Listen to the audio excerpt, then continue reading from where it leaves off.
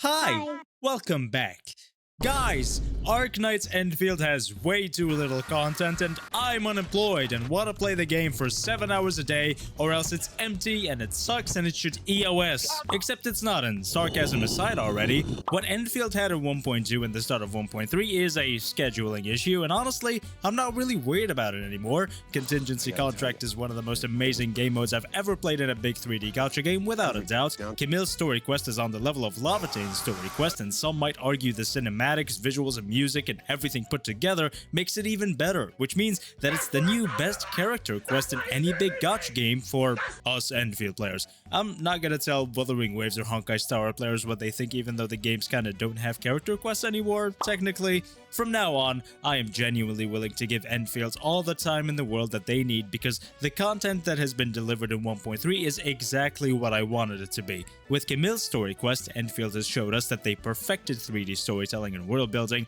With Contingency Contract, Endfield showed us that they will keep the spirit of Arknights' gameplay and balance in future modes. Now, a lot of you might argue that Arknights Endfield didn't need saving, and yeah, you're right. After the biggest Endfield glazers, including me, made videos complaining about the amount of content in Endfield, which again was misunderstood by basically everyone because my main issue is just the scheduling of the content and not the amount of it, I could have probably done a better job at communicating that, but what's done is done. A lot of people, as you can probably guess, took this opportunity to start trashing on Endfield again as the worst big gacha game, and it's worse than Genshin Impact, and Hypergryph is worse than Hoyoverse, and obviously you know which community I'm talking about.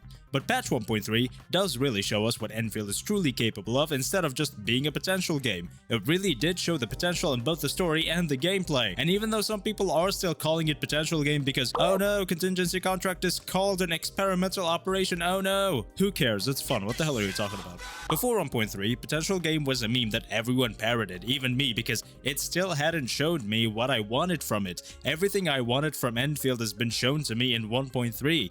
I wanted 3D Arknights level gameplay with exceptional balance where you can use anybody you want and real difficulty, not artificial difficulty. I wanted a 3D Arknights story, and while Camille's story quest is absolutely not on the level of any Arknights story yet, the cinematics make it just as enjoyable as any Arknights story. And how good the story itself was definitely shows a huge improvement with the new stuff Endfield is cooking up.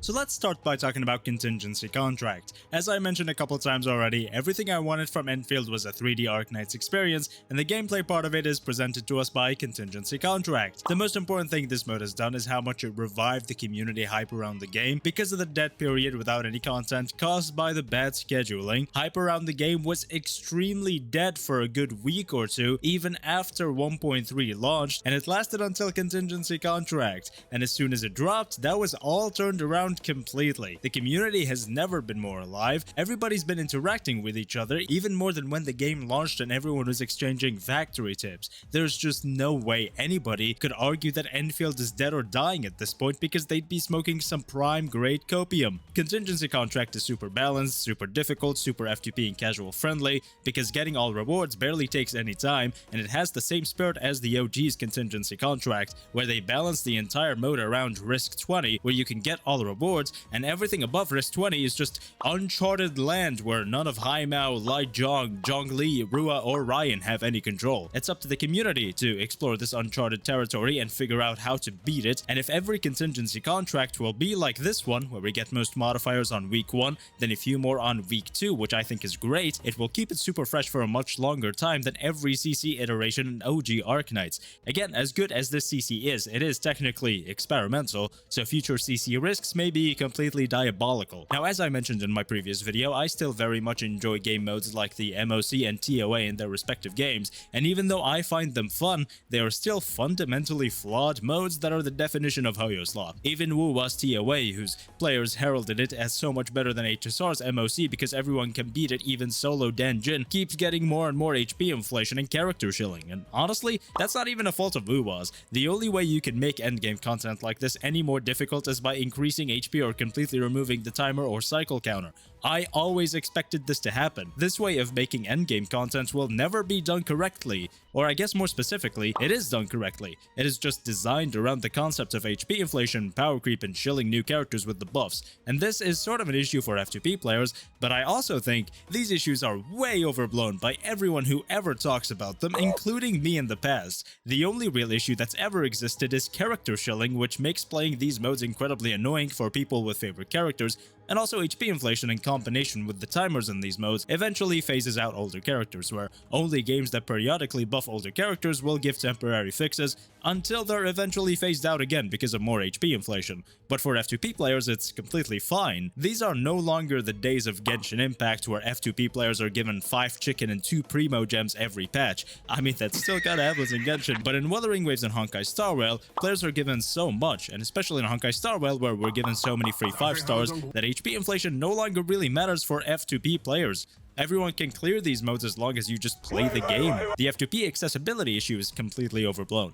The real issue is just the fun in these modes. These modes are just the same thing over and over again with the same teams over and over again until those teams are phased out and you get new characters. You're only ever supposed to play a team for a half a year to a full year, and then you're supposed to get the new team and play that one for the next half a year to a full year. And while these modes are again fun, it's just not unique. The biggest reason people play these modes is the gacha currency. Now, you might be a bit confused as to why I suddenly shoved Wuwa and HSR's modes into this discussion, and that's because in my content drought video, I mentioned how I was planning on making another video about the best major gacha game for everyone to play, and in it, I couldn't honestly recommend Arknights Endfield to anyone. But now that's completely different, because with Contingency Contract, Endfield is providing something that is meaningfully unique that rewards your account grind, so I can truthfully recommend Endfield to genuinely everyone because Contingency Contract is that good. And also, I am making that video soon, be on the lookout. This mode doesn't care about what characters you have, it cares about how you play.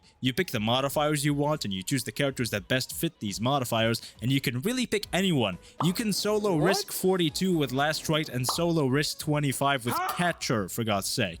A 4-star only a few people really ever used became meta in this mode because of a modifier, and that's the magic of it. Your teams will always change and mold around what modifiers you pick. A team that is meta in Umbral Monuments might be mid or completely worthless when you play certain modifiers in Contingency Contract if you don't use certain characters with that team. It's just like OG Arknights where everybody is useful or completely useless somewhere. You don't just play Zhuangfang Yi's strongest team and expect to clear max risk, because that's just not how it works. And if you do want to play Fang Yi's strongest team, then you change up the modifiers to not completely disadvantage this team, or you just eat the disadvantage and brute force it, kinda like I'm doing every day on stream. This mode will never truly suffer from HP inflation and power creep unless they just decide to become evil Griff, which has barely or never really happened in OG Arknights as far as I know, and that's not really gonna change in Endfield if they do stay faithful to the OG game as this Contingency Contract is. And the biggest reason I don't think HP inflation is gonna happen because there's already modifiers for HP inflation, you just don't have to play them. Now, I've seen some people and content creators boldly claim, because they're LARPers, that Endfield players won't ever play anything above risk 20 because there's no reward, so Contingency Contract's gimmick is bad. And that's just completely and entirely debunked by just checking your friends lists and seeing how many people have high risk clears, seeing content creators get thousands of views for unique high risk clears, and the entire legacy of OG Arknights is Contingency Contract. Unlike playing this mode for the rewards, we play this mode because we like playing the damn game. Now, I also don't think this mode is perfect, obviously. I think it needs a stage system, I think it needs more unique enemies, I think it needs to give us arsenal tickets for rewards, I think it should completely remove the timer because the devs don't gain anything from timing us like Wuthering Waves does with the TOA and HSR does with the MOC. They make money off the timer in these games, meanwhile Contingency Contract's timer is just worthless. Even the 10-minute timer completely ruined a perfect run I had with Fang Yi a couple of days ago, and ever since then I decided that, yeah, I hate the timer now, even though just a day before that I said I don't hate the timer. I've been convinced now that it's just an inconvenience and not a real challenge. Again and again the timer haunts me, so as this is an experimental operation, potential game, let me know what you guys would change about Contingency Contract.